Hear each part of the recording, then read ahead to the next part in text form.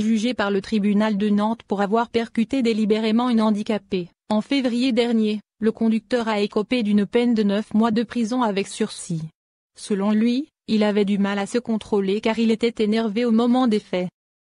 Plusieurs dizaines de manifestants se sont rassemblés devant le lycée des Bourdonnières à Nantes, ce jeudi 5 novembre. L'entrée a été bloquée avec des poubelles. L'arrêt de bus a aussi été bloqué, les lignes ont été déviées. Une dispute conjugale ou une tentative d'échapper au cou de son compagnon? Une femme est soupçonnée d'avoir aspergé d'essence puis brûlé son mari en Haute-Garonne. L'enquête est en cours. Un photographe en promenade dans l'est de l'Inde est tombé sur un tigre noir, qu'il a été le premier à photographier en temps réel. Les bourses mondiales montaient jeudi au moment où le démocrate Joe Biden se rapprochait de la Maison-Blanche, même si le scrutin extrêmement serré face à Donald Trump n'était pas encore définitivement scellé. En Bretagne, un cochon s'évade aux portes de l'abattoir. L'animal a été retrouvé dans le jardin d'une habitante de Léneven, dans le Finistère. Le remplacement des emballages uniques inutiles est souhaité en France pour 2025. Des mesures sont annoncées pour accentuer le recyclage. Au lendemain d'un couac retentissant pour la majorité, les députés ont rétabli mercredi le calendrier de l'état d'urgence sanitaire souhaité par le gouvernement. Alors que les vacances de Noël ne sont que dans 1 mois et demi, l'Institut Pasteur a prédit une décrue plus faible de l'épidémie pour cette deuxième vague par rapport au printemps, selon ses modélisations de la courbe du taux de reproduction du coronavirus pour les prochaines semaines consultées par Le Figaro. Un incendie s'est déclaré mercredi soir à la maison de retraite de Preuilly-sur-Claise, une structure qui appartient au département. Il n'y a pas de blessés mais d'importants dégâts. Une trentaine de résidents a dû être relogés.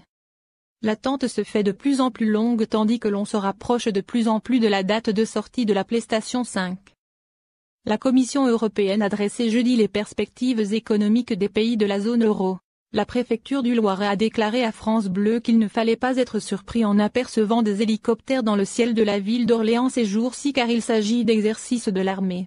Ils se poursuivront jusqu'au 6 novembre. Un Français, soupçonné de l'assassinat d'un chef d'entreprise du Var en juin 2019 a été interpellé à Madagascar après une longue enquête.